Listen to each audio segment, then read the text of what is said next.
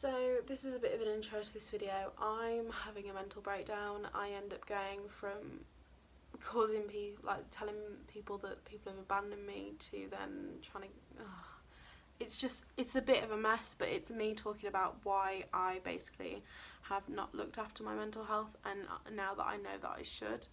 And I would appreciate if anyone who knows me personally could watch the video the whole way through, specifically people that I haven't spoken to in a while. You know who you are. So yeah, that's all I'm going to say. I hope you enjoy me moaning for 15 minutes. So I filmed like 20 minutes of this video, and I just really not, like, I honestly don't even know what the point of it is still. So I've basically mentioned in my last couple of videos that I was going to explain why I went on this trip and why this trip has sort of failed for me. So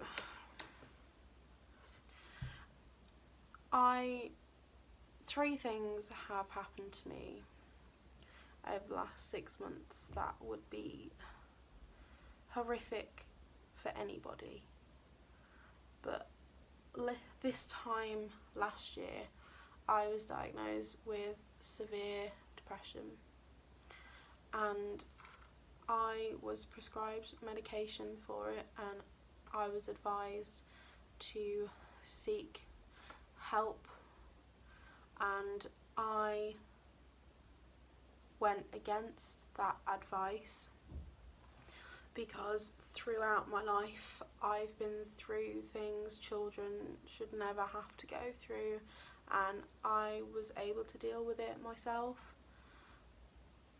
and everything was not fine, but in my head everything was fine until I went through something in February on a trip in a foreign country that even the nastiest of people, I don't think should ever have to go through, and that messed me up. But I thought, you know, I can deal with this. I've dealt with everything before. I need to think things through. I need to look. I mean, if I ever make a video on what happened, you'd probably think I'm horrible for saying the pros and the cons of the situation and what happened, and nothing like criminal, anything like that. But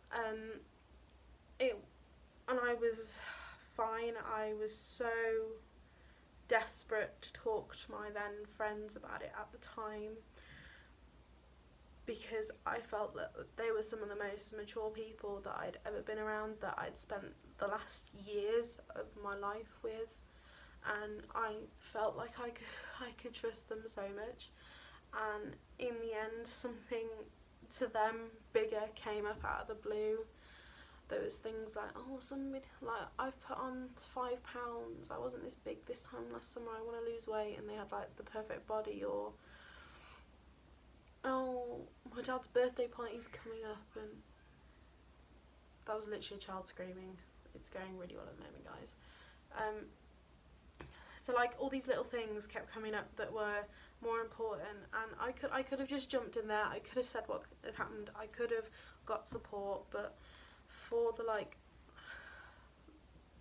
5 months between that and my birthday, I just kept quiet, and I don't quite understand why I did.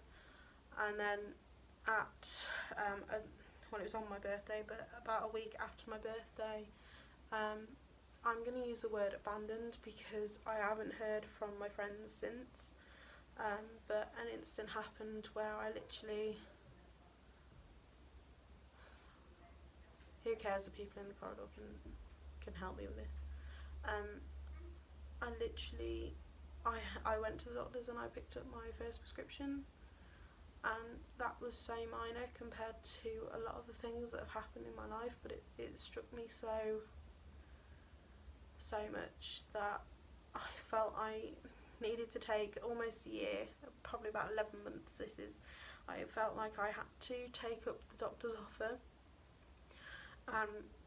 I went back to the doctors, I was prescribed again, so I didn't pick up my first prescription, but I went back and I talked, and you know, all that lot. And then I started, I'm not going to say dream job, but the best job I've literally ever had. And I've had the best, like, honest to God, like, best month of my life working for the National Citizen Service. And I am so proud. Like, this is the bit that makes me want to cry in this video. Like, I am so proud of my kids, and I say kids, they're only 2 years younger than me, but I'm so proud of, like, everything that they achieved. And like, it makes me so emotional to think of, because they've made such a difference, and I've seen, like, characters change from, like, people who you'd never expect to amount to anything in their life, cause such a difference in their community, and, you know, so that's been absolutely amazing. But I think it almost stressed me out a bit too much with everything that's gone on, so I was like, you know what, last minute, let's take a trip. Let's just get out, go to a city, do something new. For those of you who don't know, I'm actually from Newcastle upon Tyne. I grew up in a city, well, city-ish. I grew up in Washington, right on the edge of Newcastle, always in and out of the city, and I hated it.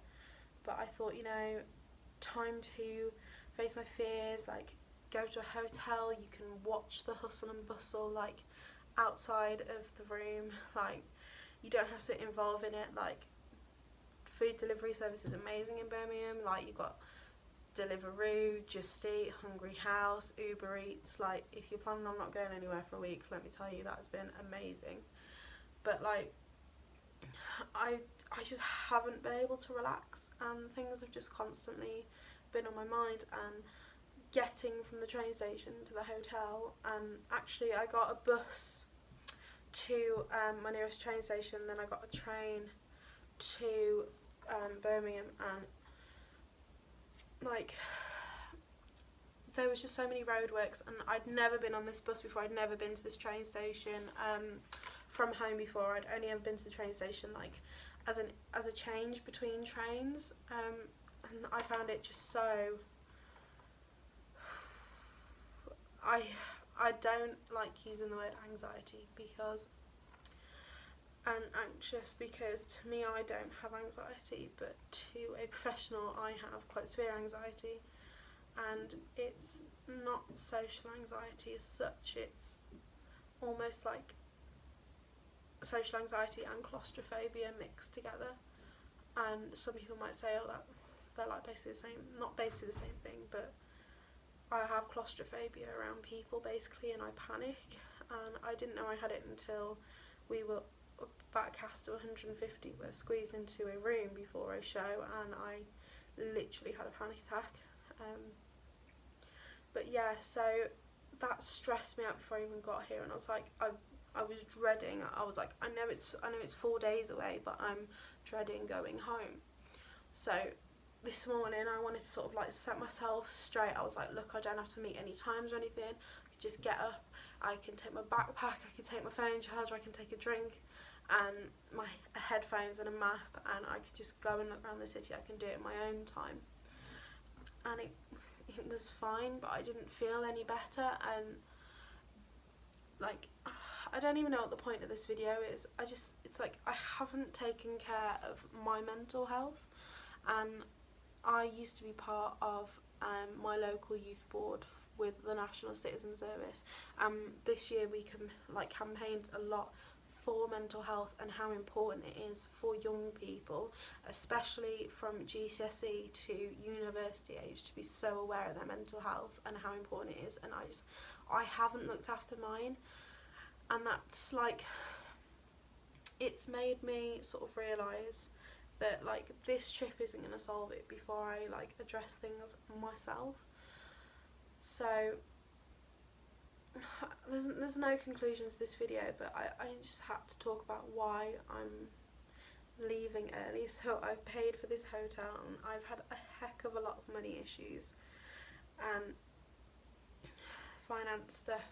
Yeah, I posted a Primark haul and I'm talking about how little money I've got, like typical, yeah. But it's just made me feel that like I need to be at home, I need to be where I'm comfortable, I need to be with my 20 million pets. My mum, like I spoke to my mum on an hour for the phone today. Like I normally can't even sit down in front of my mum and talk to her for an hour without getting into an argument or anything like that, but I think today I just let myself really show through, and I still want to cry. I don't know why I want to cry. Like, this isn't an emotional video. I mean, yeah, if I actually talked about some of the things that have happened to me, I probably would be crying my eyes out buckets, because it's absolutely horrific and no one should have to go through any of that. But like, just in general, like aside of all these things that's happened, I haven't looked after my mental health, and I think this is why it's so important that you look after your mental health, because I've let people sort of like take chunks out of me, like holding myself together, and it's, imagine it like a balloon. So I don't know if you've seen videos where I'll use my iPad as an example. So this is your balloon, and there's been videos where you can poke a pencil through a balloon and it won't pop, and I think that's what my mental health has been like. So gradually all these pencils have gone through it, and I should have addressed that issue as it's gone through, but instead I've sort of pushed it to the side and let another one go through, and another one, until the balloon has literally just burst. That's not fair on anyone around me, let alone myself, because I'm taking it out on the people that are around me. And you know, I'm just finding that like not fair. Like, I'm a really self-centered person, like, to be honest. I never want to get married. I don't want to spend, like, as much as I'd love a wedding, like, I have that much self-doubt that I don't really think I'd like ever find someone that actually liked me that much. But it's like, it's not my priority or anything like that. Like, I'm really absorbed in myself, and like, this is something that for the first time has actually made me like fully aware of how it's affected people around the outside. And I've realised that, you know what, I probably drove my friends away. Like, they didn't abandon me, I probably drove them away, and I honest to God hope that one of them watches this video through enough, because I don't want to say I'm sorry, because I'm not, because I don't think like I can apologise for if I've driven these people away. But I've just felt like I've made these people not want to be my friend and not want me in their lives, and I feel like I've had such a negative impact on some of these people, and I can't believe that some people like Tom, who's in my mukbang, and Amy, if you're watching this, have stuck by me. And like, Amy hardly knows me and she's stuck by me. Tom's known me for 10 years and he's stuck by me. Me and Tom have a lot of history of, like, when we were in year 7, he stopped being my friend because I got a haircut. Like, that's like the sort of history we've got. But at the moment, he's one of those people that's sort of stood by me, but he's not one of those people that's seen everything that's gone on. And these 3 people that I admit it, I've driven them away. These 3 people that I drove away, like, they haven't seen everything that's gone on with me, but they've seen a lot more than anyone else. And